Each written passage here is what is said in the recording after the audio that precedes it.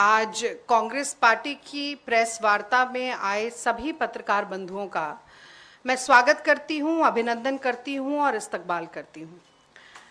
अपनी बात इस दोहे के साथ आज मैं शुरू करना चाहूंगी और इसी से मुझे लगता है आज की प्रेस वार्ता की भूमिका भी बंधेगी कि सांच बराबर तप नहीं, सांच बराबर तप नहीं, झूठ बराबर पाप, जाके हृदय सांच है ताके हृदय हरि आप।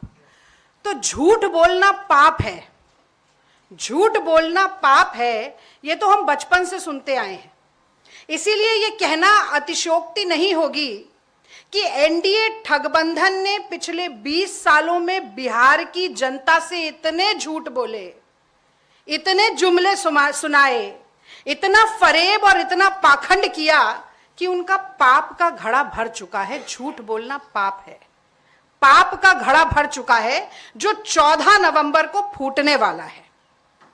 झूठ की बिसात पर राजनीतिक चालें चलते हुए मुझे लगता है कि मोदी जी और अमित शाह जी ये भूल जाते हैं कि जनता को मूर्ख समझने वाला नेता अंततः खुद ही बुड़बक साबित होता है। आ रहे मोदी जी 4 बजे, आप सब लोग जानते ही होंगे, इसके बाद आपको वहीं जाना होगा। करीब 60 बार मोदी जी बिहार आ चुके हैं, लेकिन कब आते हैं? जब चुनाव होता है, चुनावी रैलियों को संबोधित करने के लिए आते हैं। आतंकी हमला हो जाता है देश में, राहुल गांधी जी वहां जाते हैं और मोदी जी बिहार में चुनाव की रैली को संबोधित करने के लिए आते हैं। साम दाम दंड भेद येन केन प्रकारेण, ये इनका मूल मंत्र है। रखिए मूल मंत्र, कोई दिक्कत नहीं है, लेकिन बिहार की जनता की आंखों में धूल मत झोंकिए, झूठ मत बोलिए।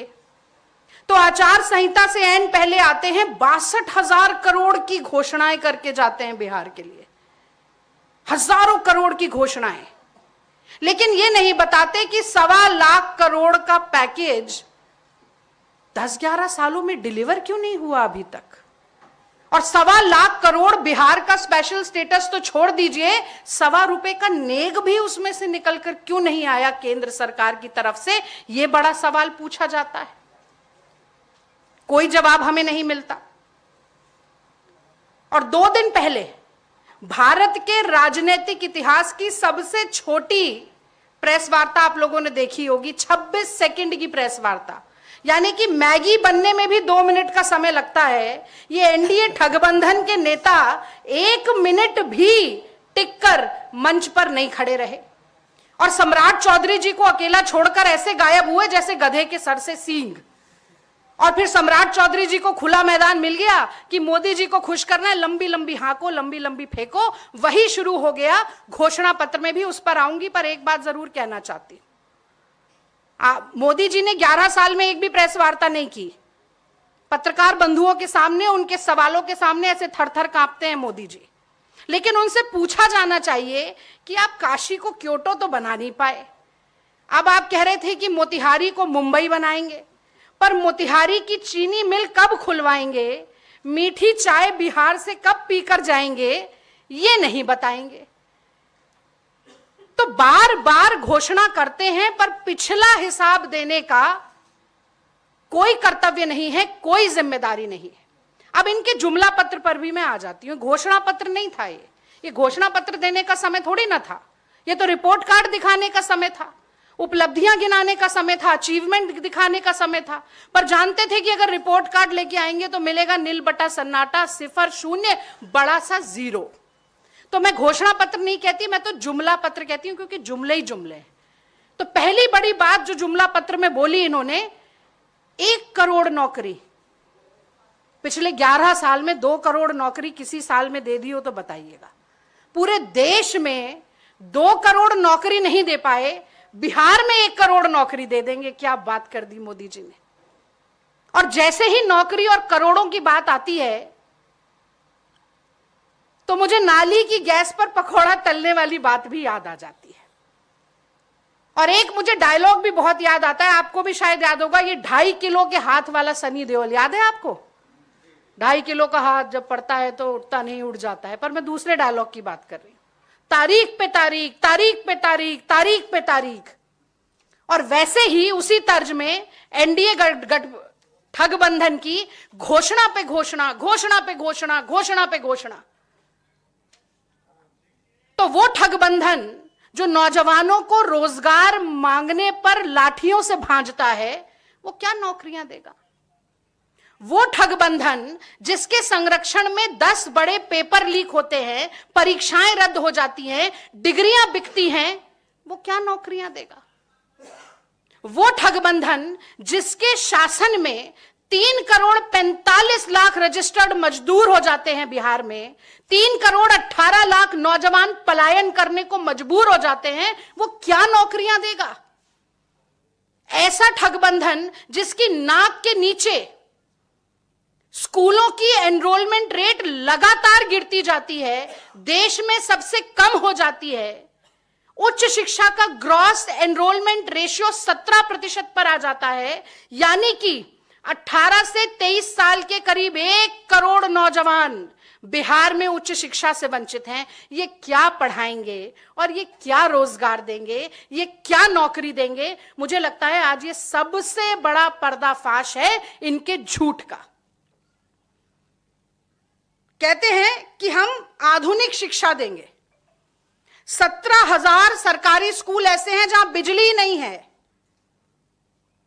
86% स्कूल ऐसे हैं जहां कंप्यूटर नहीं है, और ये आधुनिक शिक्षा की बात करते हैं। आधुनिक शिक्षा का आ भी नहीं दे पाए बिहार में, 20 साल हो गए, पूत के पांव पालने में ही दिख जाते हैं, अब तो 20 साल गुजर गए, ये आगे भी कभी नहीं दे पाएंगे। दूसरा बड़ा जुमला, 50 लाख करोड़ का निवेश होगा। पिछले 6 महीने में 11 बड़े कारोबारियों, व्यापारियों की हत्या हो गई सरेआम, दिन दहाड़े। कौन करेगा इस जंगल राज में आकर निवेश? जंगल राज भी कहूंगी और रावण राज भी कहूंगी। कौन करेगा ऐसी जगह पर आकर निवेश? और अगर निवेश करवाना था तो कह देते ना अडानी जी को। 1 रुपए प्रति एकड़ में जमीन दे रहे हैं, LIC का 32,000 करोड़ रुपया दे रहे हैं, और फिर कह रहे हैं निवेश 50 लाख करोड़ का करवाएंगे। अगर करवा सकते तो जहां चाह वहां राह होती है, अभी तक क्यों नहीं करवाया? और किसी पत्रकार बंधु को मौका मिल गया, उसने पूछा अमित शाह जी से कि औद्योगिक विकास क्यों नहीं हुआ बिहार में, तो कहते हैं जी यहां पर जमीन ही नहीं है, कहां इंडस्ट्री लगाएंगे, कैसे औद्योगिक विकास करेंगे? तो चुनाव के बाद जमीन स्वयंभू हो जाएगी, जैसे महामानव स्वयंभू हुए थे। स्वयंभू महामानव की तरह मुझे लगता है जमीन भी स्वयंभू हो जाएगी और निवेश हो जाएगा अचानक से होकर। 70,000 करोड़ का घोटाला हो जाता है, कैग की रिपोर्ट कहती है। वही कैग की रिपोर्ट कहती है कि पिछले 5 साल में 3,59,000 करोड़ रुपया बिहार में लैप्स हो गया। महंगाई इतनी है, आसमान छू रही है। हमारे समय पे कहते थे महंगाई डायन खाए जात है, अब उसी महंगाई को डार्लिंग बना लिया है। पहले डायन होती थी, अब डार्लिंग है, अब गले लगा रहे हैं। इतनी महंगाई है, इतनी बेरोजगारी है, किसान आत्महत्या करने को लाचार है, और ये इतने घोटाले हो रहे हैं और इतना पैसा लैप्स हो जाता है। तो ऐसे भ्रष्टाचार वाले, ऐसे गैर जिम्मेदार ठगबंधन ना तो कभी बिहार में ये निवेश करवा पाए थे, ना ही निवेश करवा पाएंगे। अब मैं तीसरी बात पर आती हूं, खुद महिला। तो जुमला पत्र में महिला सशक्तिकरण की भी बात की गई। तो आगे मैं इन पंक्तियों के साथ बात करना चाहती हूं कि बिहार में लड़ रही हैं लड़कियां तब पढ़ रही हैं लड़कियां, लड़ रही हैं लड़कियां तब पढ़ रही हैं लड़कियां, अपना हर वजूद खुद गढ़ रही हैं लड़कियां, और इस अंधेरी रात में जब तलक न भोर हो, दीप बनकर स्वयं जल रही हैं लड़कियां। तो जो बिहार की महिलाओं की बात हो, बेटियों की बात हो, लड़कियों की बात हो, तो एनडीए सरकार का जो राज रहा है वो एक लंबी स्याह काली रात की तरह है, जिसकी भोर होना अब बहुत जरूरी हो गया है। क्या दुर्दशा है महिलाओं की, ये मुझे कहने की जरूरत नहीं है, आप तो सब यहीं रहते हैं, आप जानते हैं, रोज पढ़ते हैं। पर मैं कुछ घटनाएं जरूर यहां पर बताना चाहूंगी कि हमें भूलना नहीं चाहिए। 6 मार्च 2025 बिहार शरीफ NHA के साथ के खेत में एक युवती की लाश मिलती है, उसके दोनों तलवों पर 9 कीलें ठुकी होती हैं। 1 जून 2025 मुजफ्फरनगर सब पूरे देश ने देखा था। 11 साल की दलित बच्ची का बलात्कार होता है, 20 बार चाकू घोंपा जाता है, आती है वो इलाज के लिए पटना और पड़ी रहती है, एम्बुलेंस में मर जाती है।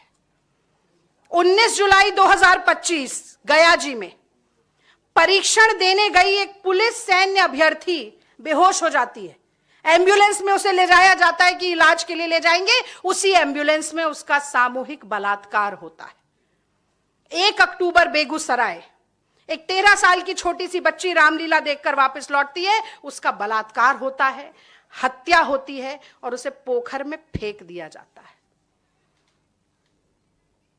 यह महिला सशक्तिकरण हो रहा है बिहार में। शर्म आनी चाहिए सम्राट चौधरी को इस तरीके की बात भी मुंह से निकालते हुए। पहले माफी मांगनी चाहिए बिहार की महिलाओं से, जिनकी अस्मिता को 10,000 रुपए में खरीदने के लिए चले हैं ये लोग। शर्म आनी चाहिए इनको। बिहार में रोज महिलाओं के खिलाफ 55 अपराध होते हैं, 35 महिलाओं का अपहरण होता है, 8 महिलाओं की हत्या होती है, एक हफ्ते में करीब 18 नाबालिग बच्चियों का बलात्कार होता है। और ये महिला सुरक्षा की बात करते हैं। 1 करोड़ लखपति दीदी बनाएंगे। मैं तो दिल्ली से आती हूं, साल भर होने वाला है रेखा गुप्ता की भाजपा सरकार को।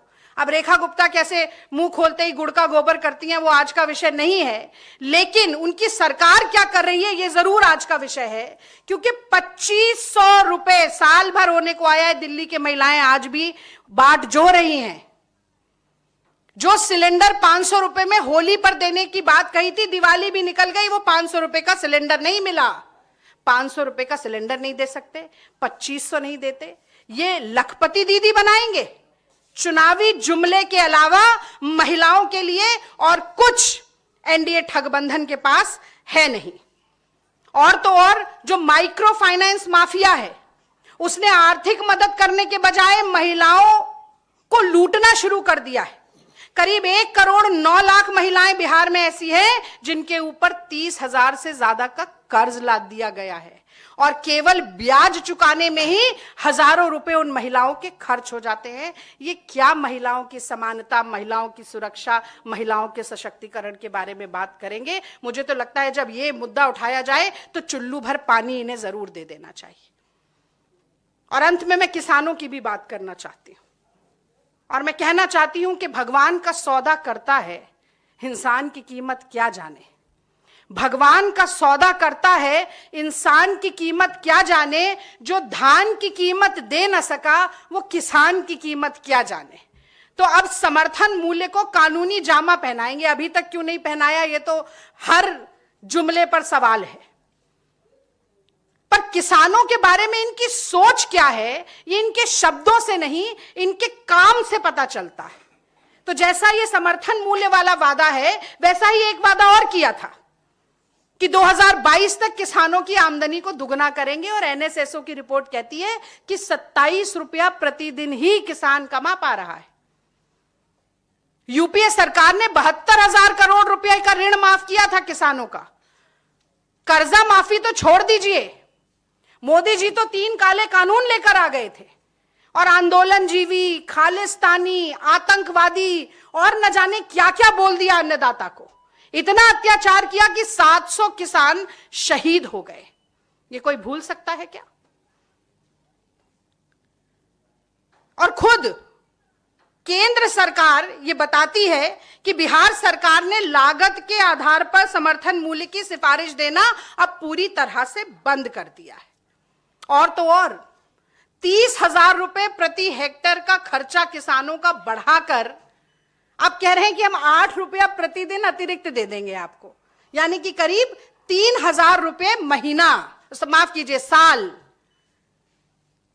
30,000 रुपए की लागत बढ़ा दी और 3,000 रुपए की सहायता कर दी। तो ये तो ऊंट के मुंह में जीरा भी नहीं हुआ।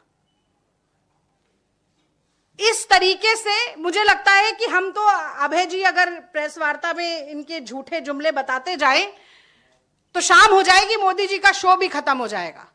वो शो ही करने आते हैं, फोटो अपॉर्चुनिटी होती है उनकी और कुछ नहीं होता। वो पसीना मल के चेहरा चमकाने वाले व्यक्ति हैं, केवल फोटो नजारे दिखाएंगे, नतीजे नहीं मिलेंगे, आउटकम नहीं होगा ऑप्टिक्स होगी, आज वो ऑप्टिक्स बहुत बढ़िया मिलेगी क्योंकि पैसा बहुत है, धनराशि बहुत है इनके पास, खूब खर्चा करेंगे। लेकिन आज इनके जुमलों और झूठी वादों और झूठी घोषणाओं का पर्दाफाश जो इस प्रेस वार्ता के माध्यम से मैंने किया है, और मुझे पूरी उम्मीद है कि लोकतंत्र का चौथा स्तंभ यानी कि आप सभी लोग जनता तक इस बात को और ले जाएंगे। पत्रकार बंधु जनता तक हमारी बात को पहुंचाने का काम करेंगे। और मैं बंधु इसीलिए भी कह रही हूं क्योंकि मैं खुद एक पत्रकार की बेटी हूं। मेरे पिताजी मनोहर नायक जनसत्ता में करीब 30 साल कार्यरत रहे, और वो बचपन से एक बात कहते थे जो कि मैं आज जरूर कहना चाहती हूं। वो कहते थे कि सच्चे पत्रकार की कलम झुकती है तो लिखने के लिए। और ये सीख मैंने हमेशा उनसे ली और ऐसी ही अपेक्षा मुझसे है। और मैं ये भी मानती हूं कि ये जो पब्लिक है ये सब जानती है। नेता आते हैं, भाषण देते हैं, नेता आते हैं, प्रेस वार्ता करते हैं, पर जो रह रहा है जहां, वो स्वतः भुक्तभोगी जो है वो सब कुछ जानता है। पब्लिक सब कुछ जानती है, इसीलिए एनडीए ठगबंधन के काट की हांडी इस बार चढ़ेगी नहीं, इस बार जलेगी। और क्योंकि मैंने झूठ से ही बात शुरू की, एनडीए ठगबंधन के झूठ से बात शुरू की, तो मैं झूठ पर ही बात खत्म भी करती हूं। ये कहा जाता है झूठ बोले कौवा काटे, कहा जाता है ना, गाना भी है, झूठ बोले कौवा काटे। तो ये बात मैं आपके माध्यम से दर्शकों तक छोड़ देना चाहती हूं और जो आपके पाठक हैं उन तक छोड़ देना चाहती हूं कि अगर हर बार झूठ बोलने पर काला कौवा काटता तो एनडीए ठगबंधन का आज क्या हाल होता, उनके नेताओं का आज क्या हाल होता, ये मैं जनता के विवेक पर छोड़ती हूं। आपने इस प्रेस वार्ता को बहुत ही धैर्य के साथ सुना और कवर किया, मैं बहुत आभारी हूं। और जो भी आपके प्रश्न होंगे उनका मैं जवाब देने की कोशिश करूंगी। मैं अनुरोध करता हूं कर्नल रोहित चौधरी साहब से कि वे अब आगे अपनी पत्रकार वार्ता को संबोधित करें। उसके बाद हम कुछ